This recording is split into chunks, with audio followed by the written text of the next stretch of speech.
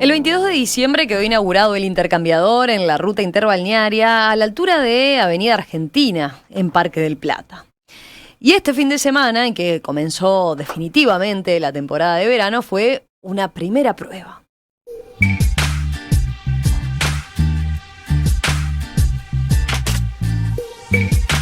Esa zona de los balnearios de Canelones ha sido históricamente, cada enero, un punto álgido de trancazos en el tránsito que en ocasiones podían extenderse a mucho rato a paso de hombre.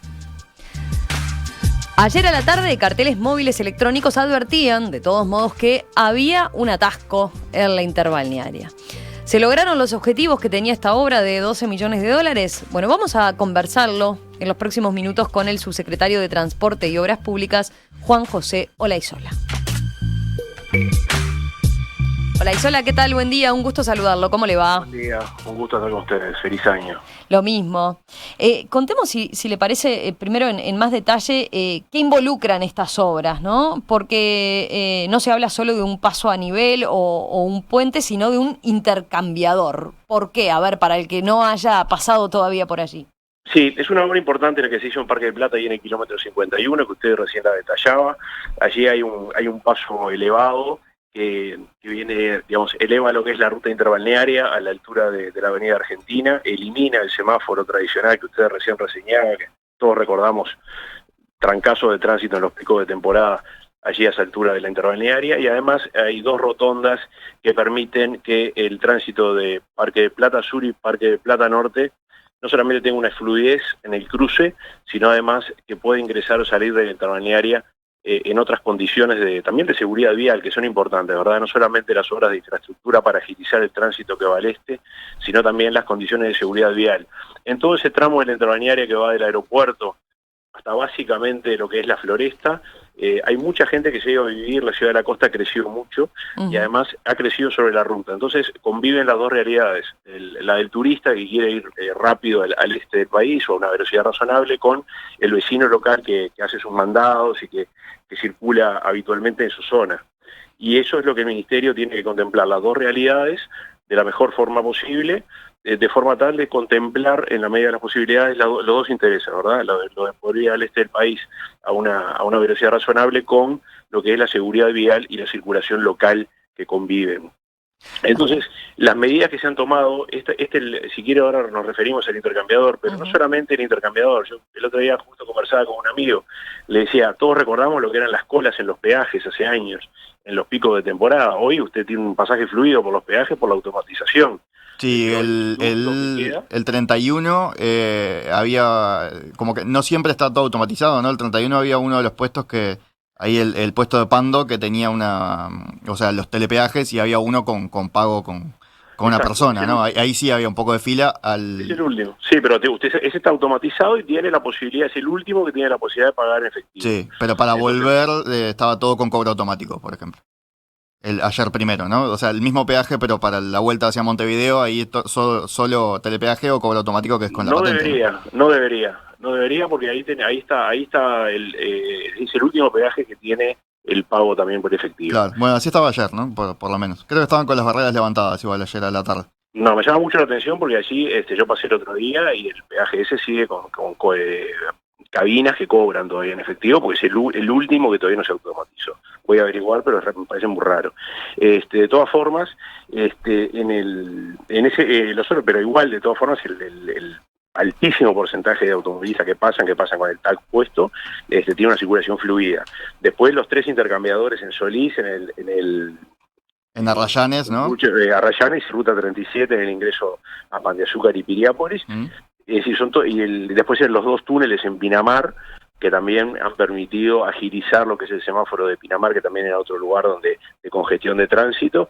Es decir, que son un montón de medidas que han permitido que el tránsito en la interbalnearia sea más fluido. Hay una congestión en la interbalnearia, ya le digo, en los últimos años, no solamente porque hay más autos, hay más gente que circula por las rutas, sino además que hay mucha gente que se ha ido a vivir a esa zona de la Costa de Oro y que habitualmente circula entre Montevideo y su zona de residencia. Ahí es como que se arma un embudo entre la gente que está yendo para el este hasta el Chuy, ¿no? O sea, todo el mundo pasa por ahí que va para el este, Y la gente que vive por la zona.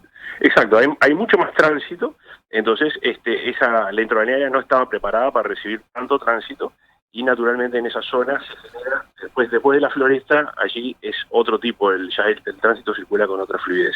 De todas formas, a las medidas que nosotros les comentábamos recién, estamos trabajando en el proyecto de la autopista para sacar el tránsito rápido que va de Piriápolis al este del país y que pueda salir de la zona del aeropuerto en la ruta interbalnearia a la ruta 8. Se está estudiando el trazado definitivo, van a ser aproximadamente 23 kilómetros, tratando de que tenga la menor interferencia con zonas pobladas, allí en esa zona que le decía, y va a unir con la doble vía de rutas 8 y 9 que va hasta Rocha, que está en construcción también. El viernes pasado, no, el anterior, ya quedaron habilitados los primeros 18 kilómetros del peaje de Soca hasta la segunda entrada de Soca en doble vía, y se van a ir habilitando tramos a medida de que las obras estén prontas. Eso también va a descongestionar muchísimo, porque va a permitir que aproximadamente, según los estudios que tenemos, un 40% del tránsito opte por esta doble vía. Si usted va a Piriápolis y al este a los balnearios del este del país, va a poder salir mucho más rápido de la zona del aeropuerto por esta vía que no va a tener interferencias, que van a ser dos doble vías con un guardarrail al medio, y que va a permitir una barrera en New Jersey que va a permitir un tránsito mucho más fluido, ya que va a tener una velocidad mayor a la media de nuestras rutas, porque no va a tener interferencias. ¿En qué está concretamente la Isola ese proyecto? Bueno, digo, para saber en qué punto. Usted decía, se está estudiando el trazado, pero ¿cómo sigue la cosa? Viene bastante avanzado. Cuando se tenga definido el trazado, la idea es, cuando pase la licencia de la construcción, ahora en verano, poder hacer el llamado para la construcción de esa doble vía, que se piensa que aproximadamente 18 meses va a ser el periodo de construcción, se estiman 18 meses de periodo de construcción, y ahí sí vamos a ver un cambio notorio en la fluidez en la ruta interbalnearia, porque va a dividir el tránsito de ruta interbalnearia. 40% de si usted optaría por... Aproximadamente un 40% va a optar por esta vía rápida, porque es la gente que va de Piriápolis al este del país.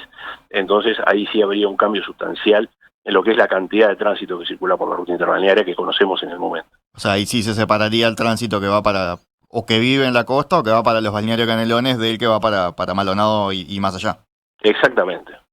El objetivo de esta obra, acá, volviendo puntualmente a lo que se inauguró hace poquitos días y que se pudo ya ver en funcionamiento este fin de semana, que el ministro Falero había destacado que se construyó bastante rápido, ¿no? Ahí esta obra en Parque del Plata, 6 meses más o menos. Sí, en 6 meses se construyó. La verdad que ahí hay que destacar el trabajo que hicieron las empresas y todo el equipo de vialidad, porque trabajaron día y noche, 24/7, para poder llegar en plazo, y se llegó en plazo antes de fin de año y ya está habilitado, con lo cual también supone allí un descongestionamiento, uno de los principales puntos de congestión de ruta interbalnearia, ¿verdad? ¿Y qué evaluación hacen en ese punto específico de la congestión? Decíamos en la introducción, ¿no?, que este fin de semana igual hubo cierto atasco, porque enseguida hay otro semáforo, ¿no? O sea, no es que desaparecen los semáforos en esa zona, sino que después hay otro.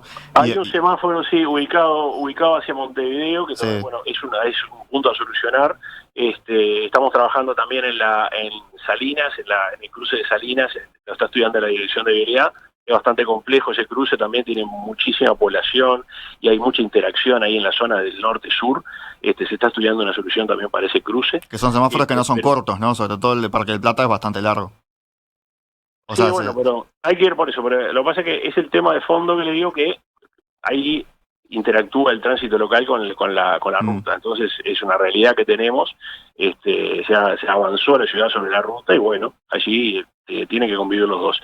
Hasta que se van tomando soluciones en cada cruce, en la medida de las posibilidades, se va mejorando y se van buscando soluciones, pero ya le digo, hay que contemplar los dos intereses que no son confluyentes muchas veces, ¿verdad? Entonces hay que buscar la mejor alternativa para esas dos poblaciones que circulan en la zona. Decía que se estaba estudiando el otro semáforo, o sea, ¿hay posibilidades de hacer otra obra o de desviar para que el tránsito que pasaba por ahí pase por este intercambiador? ¿Qué es lo que están viendo? Lo estamos estudiando, no nos gusta hacer anuncios antes de tenerlo pronto, pero sí, está estudio de vialidad, incluso se ha escuchado a los vecinos de la zona. Ahí, por eso le digo, el tránsito de Salinas es bastante importante en ese cruce y bueno, hay que buscarle una solución vial que sea la mejor para la zona y sobre todo para que contemple también el interés local de los vecinos, y está estudio, así que una vez que tengamos la solución la anunciaremos. Además del punto de la congestión, también se ha hecho mucho hincapié en la seguridad con esta obra ahí en Parque del Plata. El ministro había mencionado 290 accidentes en 10 años a esa altura, ¿no? Sí, por eso mismo es que el tema de la seguridad vial para esta gestión del Ministerio de Transporte ha ido de la mano con el plan de obras viales de 3.600 millones de dólares para el periodo. Es decir, van totalmente de la mano. Nosotros a nivel de las rutas nacionales algunas de las medidas ya se las he detallado en la ruta interbalnearia, pero también estamos invirtiendo en 28 estacionamientos para camiones en todo el país, 71 kilómetros de terceras vías, llevar la red vial nacional a balasto cero, más de 10 intercambiadores en todo el país, más de 100 rotondas en todo el país. Es decir, o sea, es un paquete de medidas que buscan mejorar la seguridad vial. Uruguay tiene un problema de seguridad vial importante y bueno, tenemos que trabajar para descender esas cifras no solamente de personas fallecidas en accidentes en ruta, sino además de lesionados y personas con lesiones permanentes después, que es un problema que tenemos como país y estamos trabajando para mejorar en eso. Acá había mensajes de la audiencia. Sergio, por ejemplo, dice: el jueves viniendo para Punta del Este pasé por la nueva obra. Muy ágil el tránsito y era abundante. Esta obra mejora y mucho y también ayuda al respeto de los tan discutidos radares, dice él. ¿Eso también se está logrando allí, en ese punto? Bueno, yo creo que sí, los comentarios que hemos tenido de los usuarios, de la gente que circula por la ruta son positivos, la gente valora el cruce en la interbalnearia ahora con el intercambiador, que está mucho más fluido, gente que va y viene del este, nos ha dicho estos días que han notado la diferencia. Y en el tema de radares, que es una medida más de estas que hemos implementado en materia de seguridad vial, la otra vez le comentaba a un colega a ustedes que en el tramo de Aeropuerto de Carrasco a La Floresta, nosotros tenemos estudios permanentes de velocidad promedio en la zona, y en marzo del 22 nos daba una velocidad promedio de 70 kilómetros. Le menciono este tramo porque es el más controvertido, ¿verdad? El que tiene más tránsito, el que se ha congestionado más, y tenía 70 kilómetros de promedio. Una vez instalados los radares, la velocidad promedio nos da 67,8. Es decir, 2 kilómetros con 2 de promedio de diferencia, a la baja prácticamente lo mismo. Entonces, no nos parece que haya habido una afectación importante en esa zona por los radares, y sí nos permite también detectar infracciones de tránsito y penalizar. También quiero decir que se ha sido muy benévolo, porque los radares se instalaron en agosto, nos ha permitido, desde que se instalaron y que paralelamente se puso el centro de control de información de funcionamiento en el Ministerio, tener mucho más información sobre las rutas y de lo que pasa en ellas. Se empezó a multar recién el 20 de diciembre en forma efectiva. Quiere decir que en este periodo nosotros hemos ido detectando cómo han venido evolucionando las infracciones, y por ejemplo de octubre a noviembre ha habido una baja importante en las infracciones. Una vez que se comunicó que se iba a empezar a penalizar, ha habido una baja.